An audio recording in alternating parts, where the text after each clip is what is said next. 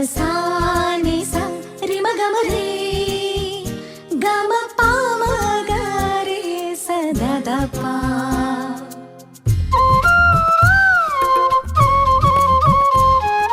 புல்வெளி பெய்யும் சாரலை போல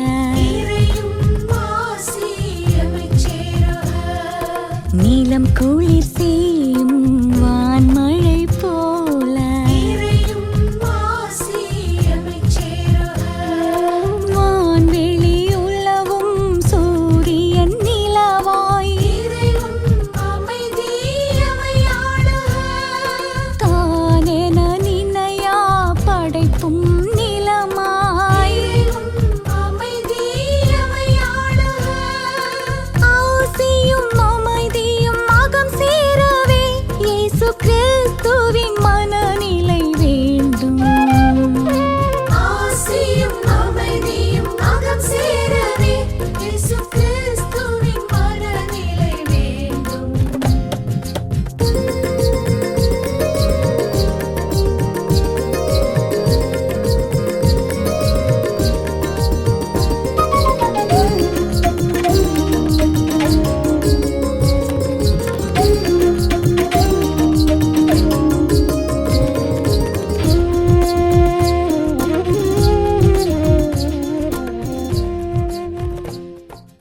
தந்தை மகன் தூயாவியாரின் பெயராலே ஆமீன்.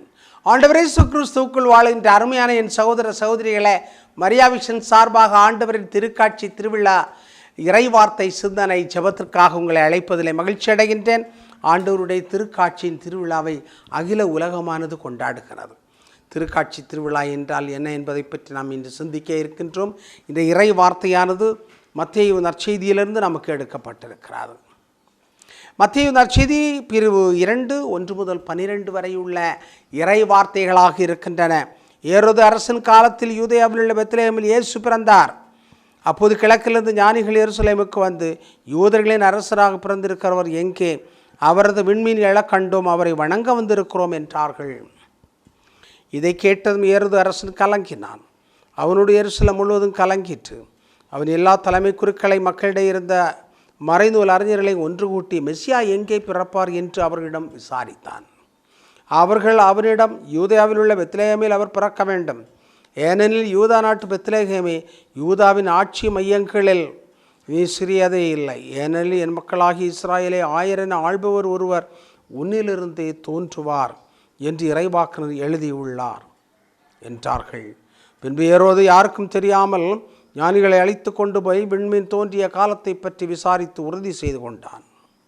மேலும் அவர்களிடம், நீங்கள் சென்று குழந்தையை குறித்து திட்டவட்டமாய் கேட்டு எனக்கு அறிவியுங்கள், அப்பொழுது நானும் சென்று அக்குழந்தையை வணங்குவேன் என்று கூறி அவர்களை பெத்லகேமுக்கு அனுப்பி வைத்தான். அரசன் சொன்னதை கேட்டு அவர்கள் புறப்பட்டு போனார்கள். இதோ முன்பு எழுந்த விண்மீன் தோன்றி குழந்தை இருந்த இடத்திற்கு மேல் வந்து நிற்கும் வரை அவர்களுக்கு முன்னே சென்று கொண்டிருந்தது. அங்கே நின்ற விண்மீனை கண்டதும் அவர்கள் மட்டில்லா பெருமகிழ்ச்சி அடைந்தார்கள். வீட்டுக்குள் அவர்கள் போய் குழந்தை அதன் தாய் மரியா வைத்திருப்பதை கண்டார்கள். நெடுஞ்சான் கிடையாய் விழுந்து குழந்தையை வணங்கினார்கள். தங்கள் பேழைகளை திறந்து பொன்னும் சாம்பிராணியும் வெள்ளைப்பூளும் காணிக்கையாக கொடுத்தார்கள். ஏரோதிடம் திரும்பி போக வேண்டாம் என்று கனவில் அவர்கள் எச்சரிக்கப்பட்டதால் வேறு வழியாய் தங்கள் நாடு திரும்பினார்கள். கிறிஸ்து வழங்கும் நற்செய்தி. கிறிஸ்துவை உமக்கு புகழ். ஆண்டவர் இயேசு கிறிஸ்துவுக்குள் வாழ்கின்ற அருமையான என் சகோதர சகோதரிகளே, ஆண்டவர் இயேசு கிறிஸ்துவுடைய திருக்காட்சியின் திருவிழா என்று சொல்லுகின்ற பொழுது 3 அரசர்கள் ஒட்டகங்கள் மேல் வந்து அந்த ஆண்டவர் இயேசுவுக்கு இந்த காணிக்கைகளை கொடுத்து ஆண்டவர் இயேசு கிறிஸ்துவை உலகம் அறிய செய்தார்கள் என்று நாம் சிந்திக்கின்றோம்.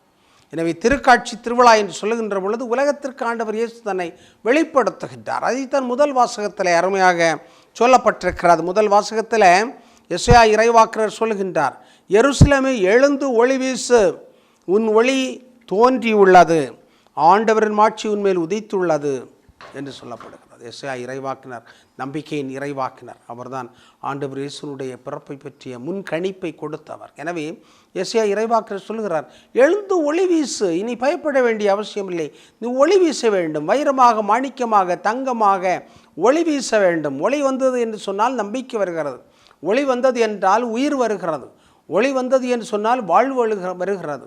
ஒளி வந்தது என்று சொன்னால் வளர்ச்சி வருகிறது, ஒளி வந்தது என்றால் பயம் நீங்குகிறது, பிரச்சனைகள் தீர்கின்றன, குழப்படிகள் தீர்கின்றன. இதைத்தான் ஆண்டவர் இயேசு கிறிஸ்துவுடைய பிறப்பானது தெளிவாக சுட்டி காட்டுகிறது என்பதை ஆண்டவர் இயேசுடைய பிறப்பு நமக்கு வலியுறுத்துகிறது. எனவே இதை அறிந்த ஞானிகள் அருமையாக 3 திசைகளிலிருந்து வந்தார்கள் என்று சொல்லப்படுகிறது. 3 திசைகளில் வந்து அவருக்கு காணிக்கை கொடுக்கிறார்கள். வெள்ளைப்போளம், தூபம், தங்கம் இவற்றையெல்லாம் கொடுக்கிறார்கள் என்று அறிகின்றோம். விலை உயர்ந்த நறுமண பொருட்களை, விலை உயர்ந்த பொருட்களை காணிக்கையாக கொடுக்கிறார்கள். அன்றாட வாழ்க்கையில் நாம் பார்க்கின்ற பொழுது இந்த நிகழ்ச்சிகளை நாம் பார்க்கின்றோம். திருமணம் நடக்கிறது, நமக்கு வேண்டப்பட்டவர்கள், நம்மோடு நெருக்கமான உறவினர்கள் இருக்கக்கூடியவர்கள், இவர்களுக்கெல்லாம் நாம் தங்கத்திலே பொருட்களை செய்து கொடுக்கிறோம், வாங்கி கொடுக்கிறோம். இன்று 1,00,000 ரூபாய் தாண்டி விட்டது. ஆனாலும் நமக்கு நெருக்கமான உடன்பிறப்புகளாக இருந்தால் அவர்களுக்கு நாம் தங்கத்திலே வாங்கி கொடுக்கின்றோம், வைரத்திலே வாங்கி கொடுக்கின்றோம், விலையுயர்ந்த பொருட்களை நாம் வாங்கி கொடுக்கிறோம் அல்லது பணமாக கொடுக்கின்றோம். இவை அனைத்துமே நம்முடைய அந்த உறவின் வெளிப்பாடாக இருப்பதை பார்க்கிறோம். ஆனால் ஆண்டவர் இயேசு கிறிஸ்துவை பற்றி தெரியாத இந்த ஞானிகள் அவருடைய பிறப்பை பற்றி கேள்விப்பட்டு வருகிறார்கள். வந்தவர்கள் ஆண்டவர் இயேசு கிறிஸ்துவை சாதாரண ஒரு மனிதனாக பார்க்கவில்லை, கடவுளின் மகனாக பார்க்கின்றார், குழந்தையாக பார்க்கின்றார், இந்த உலகத்துக்கான ஒளியாக பார்க்கின்றார். அது சாதாரணமான ஒளி அல்ல, உலகுக்கு மீட்பு கொடுக்கின்ற ஒளியாக பார்க்கிறார். அன்புக்குரியவர்களை, உலகத்தினுடைய வரலாற்றை பார்க்கின்ற பொழுதும் அப்படித்தான். இன்று யுனைடெட் ஸ்டேட்ஸ் ஆஃப் ஆப்பிரிக்கா என்று சொல்லுகின்ற அடிப்படையில் நம்முடைய சகோதரர் என்று சொல்லலாம், அண்ணன் என்று சொல்லலாம், தம்பி என்று சொல்லலாம், பர்கினா ஃபாசோவில் இருக்கின்ற இப்ராஹிம் தௌரோரே என்ன செய்கின்றார்? நாட்டை சீர்திருத்தி எடுக்கின்றார்.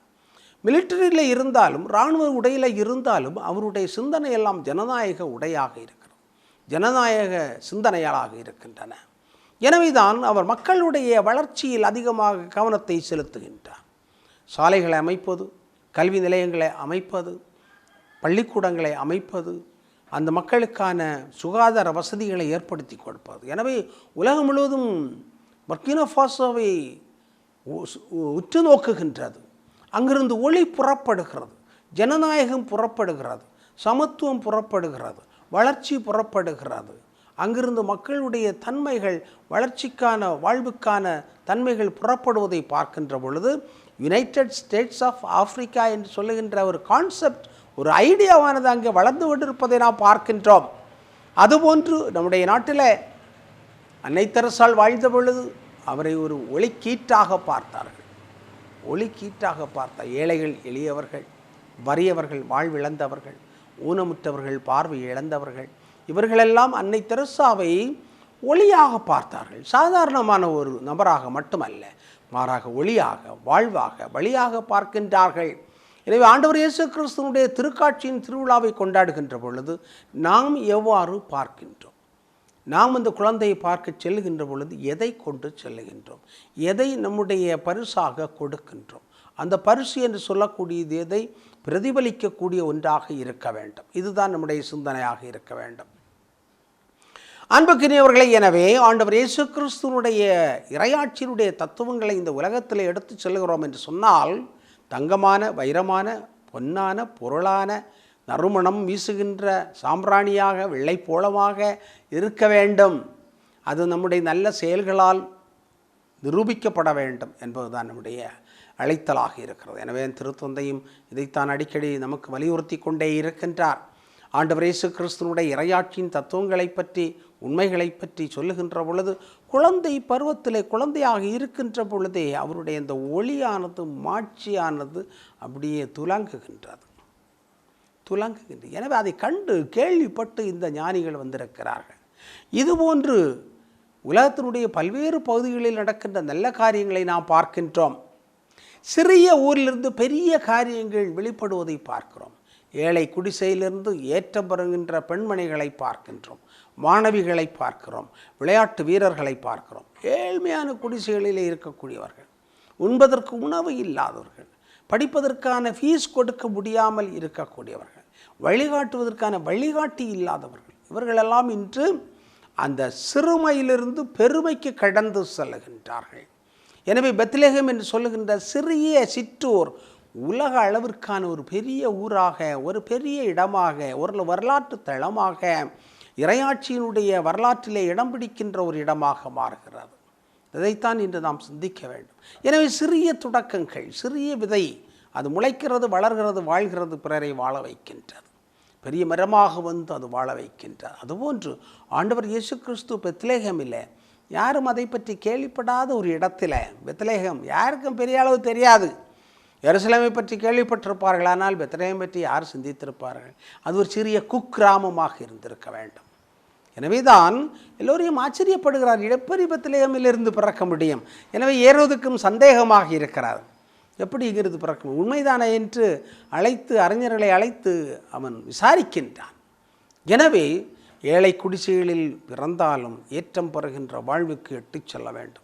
காமராஜர் ஏழை மகனாக பிறந்தார், ஏழைகளுக்கு வாழ்வு கொடுத்தார், வழிகாட்டினார், படிப்பு கொடுத்தார், கல்வியை திறந்தார், பெரிய மகானாக இருக்கின்றார், பெரும் தலைவராக இருக்கின்றார். அப்துல் கலாம் சாதாரண ஒரு குடும்பத்தில் பிறந்தார், சாதாரண ஒரு தொழிலாளியாக இருந்தார், அந்த உலக நாயகனாக வந்திருக்கின்றார். அதுபோன்று நிறைய மனிதர்களை இன்று பார்க்கின்றோம். நல்லகண்ணு என்று சொல்லுகின்ற அருமையான ஒரு அரசியல்வாதியை பார்க்கிறோம். 101 வயதாகிவிட்டது நல்லகண்ணு. சிறைச்சாலையிலே அவருடைய மீசையை பிடுங்கி எடுத்தார்கள். அப்படிப்பட்ட கொடுமைகளுக்கு உட்பட்டவர். ஆனால் இன்றும் ஏழைகள் எளியவர்களுக்காக வாதாடி கொண்டிருக்கிறார், வாழ்ந்து கொண்டிருக்கிறார், தன்னுடைய சிந்தனைகளை கொடுத்து கொண்டே இருக்கிறார், தன்னுடைய அந்த மக்களுக்கான வளர்ச்சியில் ஒத்துழைப்பை கொடுத்து கொண்டே இருக்கிறார். நல்லகண்ணு என்று சொல்லக்கூடியவர். இதுபோன்று நிறைய தோழர்களை நாம் பார்க்கின்றோம்.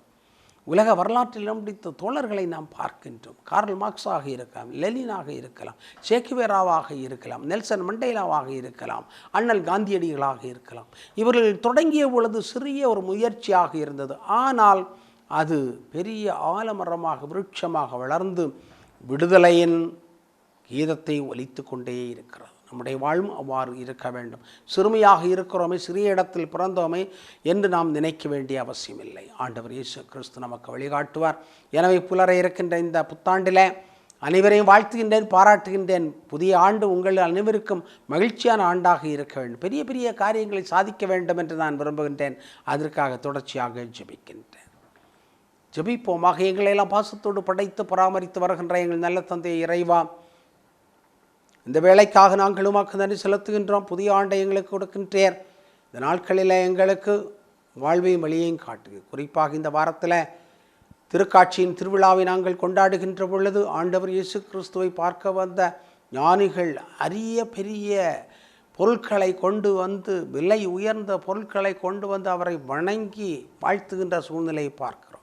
நாங்களும் நீர் எங்களுக்கு கொடுத்திருக்கின்ற அரிய பெரிய திறமைகளை பயன்படுத்தி, அறிவை பயன்படுத்தி, அனுபவங்களை பயன்படுத்தி நாங்கள் உடைய இறையாட்சியினுடைய மகிமையை எங்கும் சொல்லக்கூடிய விதத்தில், ஒளி வீசக்கூடிய விதத்தில் வாழ வேண்டிய ஆற்றலை தாரும்.